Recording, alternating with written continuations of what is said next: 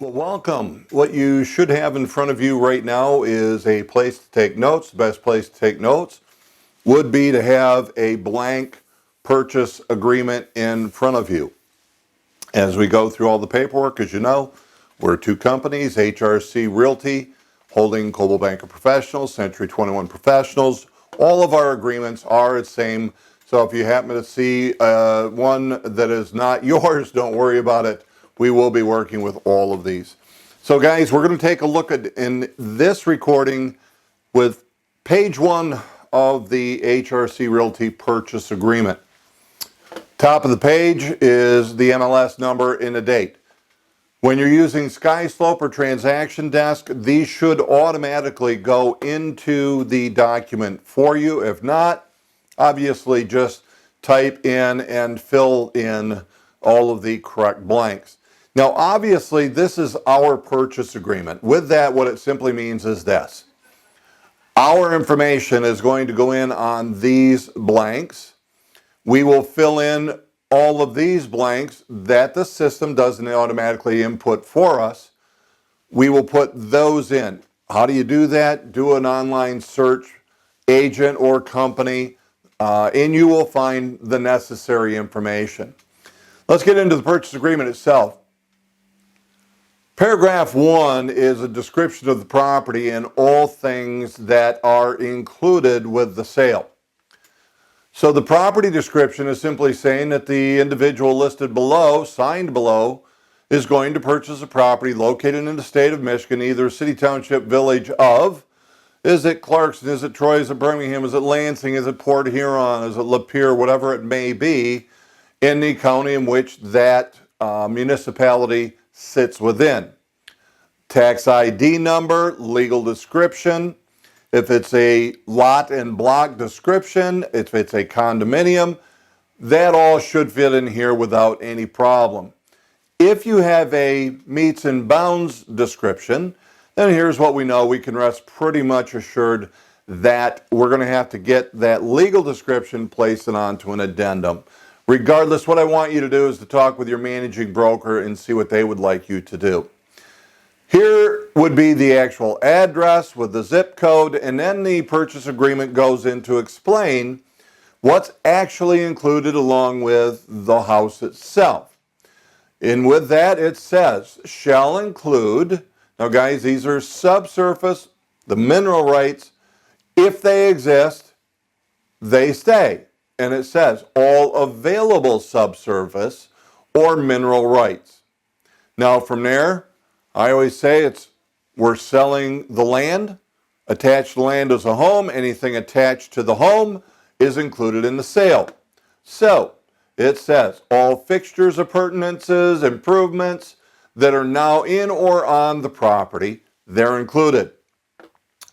Those also would be all built-in appliances or equipment.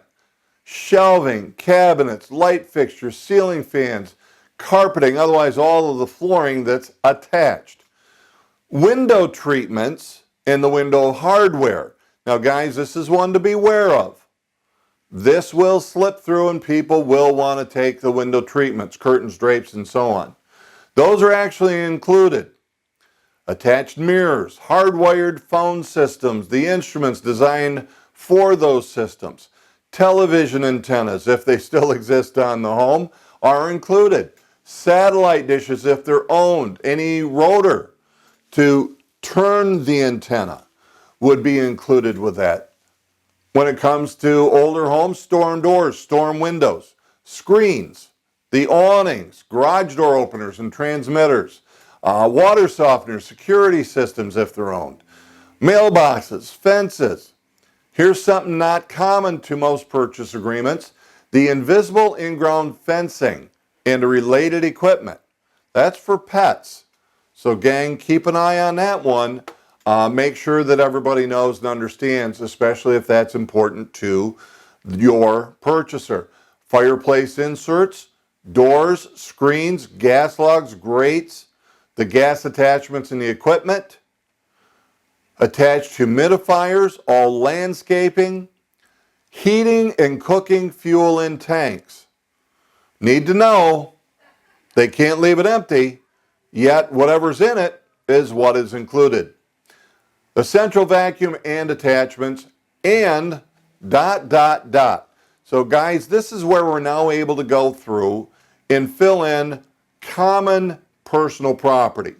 Typically that's appliances. If you have anything out of the ordinary, I'm going to suggest that you actually talk with the mortgage originator who's taking care of the loan for the buyer. Now, if it's cash, we don't have to worry about it.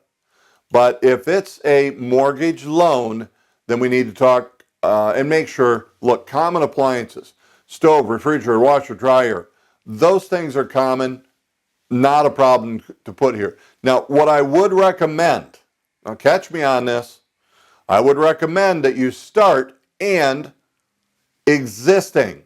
Type out the word existing. Stove, refrigerator, washer, dryer, dishwasher, microwave, whatever those appliances are that the seller is willing to give, the buyer's wanting, start with existing. Guys, that way they're going to get what the anticipation is, which is I want the appliances that were in the home the day that we saw the home and wrote this offer. The next part of the paragraph is items specifically excluded in a listing agreement or in the MLS must be listed hereafter. So even though you excluded them in one spot, you have to put them in on the purchase agreement. Let me kind of bring this to a conclusion. It would be this. You have to state what's included. You have to state what is excluded. It doesn't matter what you said in the MLS. It doesn't matter what you put in your listing agreement, because this is the agreement between your buyer and your seller. This is the key. So here's what it says. Following items will be excluded. And you're going to list out whatever item that the seller may be taking and that the buyer is letting go. All right? Paragraph number 2, I want you to know this is something that is not common as to the date of this recording, yet becoming more and more common.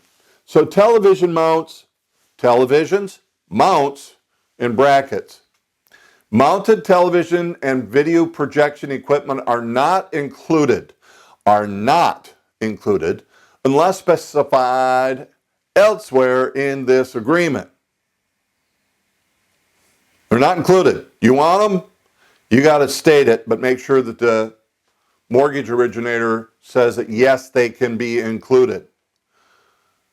The mounts and brackets will be left in place and included with the sale. So it's only the mounts and the brackets. Number 3, the simple part of the price. What is the amount that the purchaser is offering? Our systems, SkySlope and Transaction Desk for the most part, put the price in here, the numbers, it'll spell out just like what you would do on a check. And it's simply stating that in consideration for which sellers will provide a warranty deed subject to existing building and use restrictions, easements, and rights of way of record. And that's what we should see on the title work, specifically stating that directly.